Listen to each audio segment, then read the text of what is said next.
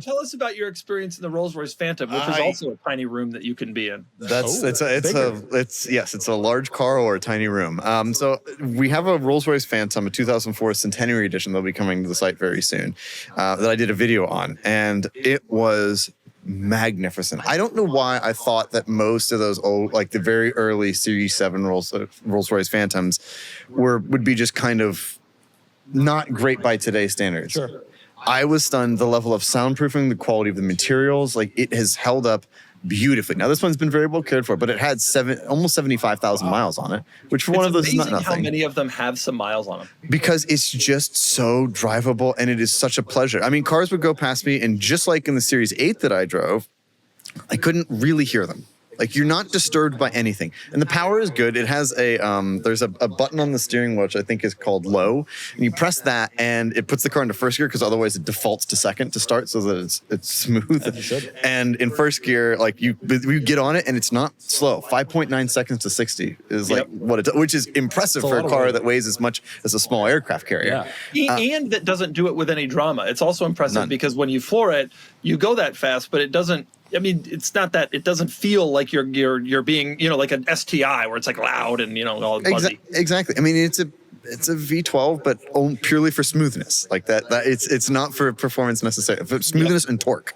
And I was just blown. Granted, the technology is not that great. But the whole point I'm making with my video is, for less than the price of a new base 7 Series, you could have Rolls-Royce's best. And also, the car was very significant. When you think about it, it's such a confident decision. Yeah. Imagine, like, when BMW took over, they wanted to like really reinvent Rolls-Royce and make it cool, because it was kind of an old person brand. And so they did it with the Phantom, and they were like, we're going to make one car. It's going to be the Phantom. It's going to have a 12-cylinder engine. You're going to be able to choose lots of cool options and stuff, 40,000 different paint colors, but we're going to make one car.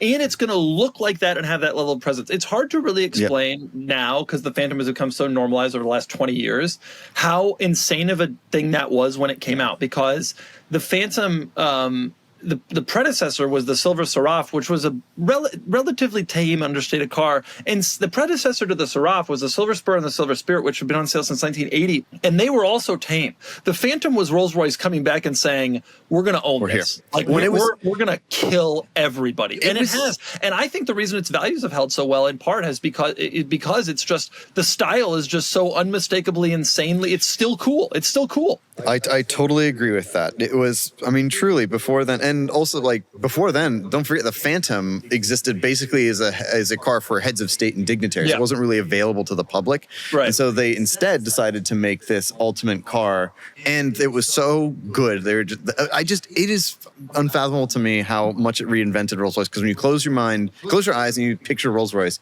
the Phantom is what everybody pictures. I mean, do you talk about the R8 is a successful halo car?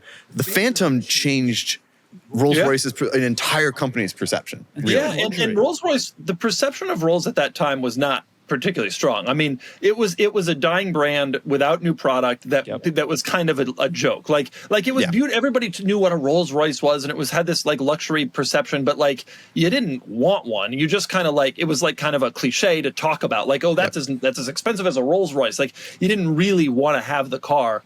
And then that thing showed up. And then also, I mean, Bentley at the same time then went their own way and did their thing with the Continental GT, which again revitalized that brand. And when you picture Bentley, most people close their eyes, they picture Continental GT. Absolutely. It's just interesting that the two German companies ultimately that decided which direction these companies would go in kind of figured it out.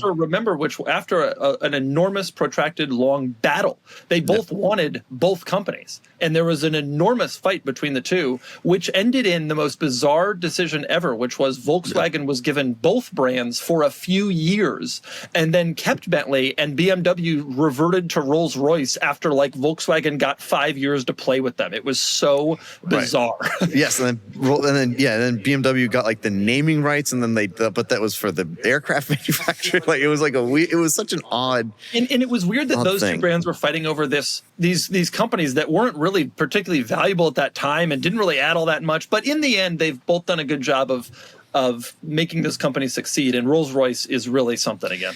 Absolutely. And I was just stunned and to drive the genesis of that, like that year, it was just so remarkably good. Even getting back in my E39, I'm like, wow, this is nowhere near as nice as the Phantom is just that level of nice.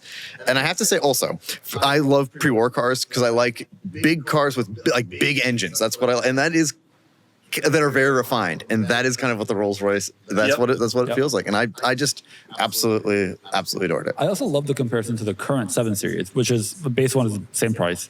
Yeah, it's also the current 7 Series has taken a lot of like ethos from that first Phantom. Like it's slab-sided, huge grille, upright grille. Like it's like taking a lot of design cues from what they rolled out 20 years ago. That's right. To be luxury. Are you ready for your next cool car? Sell your enthusiast car on Cars and Bids. Trading in your car to dealers means you aren't getting market value for your car, leaving you with less cash for your next fun car. Just look at our recent sales of these cool cars compared to current trade-in value. This is a trade-in offer, and this was the Cars and Bids result. This is a trade-in offer, and this was the Cars and Bids result. This is the trade-in offer, and this is the Cars and Bids result. Get started now on carsandbids.com. Sell on Cars and Bids and join the best community to sell your enthusiast car.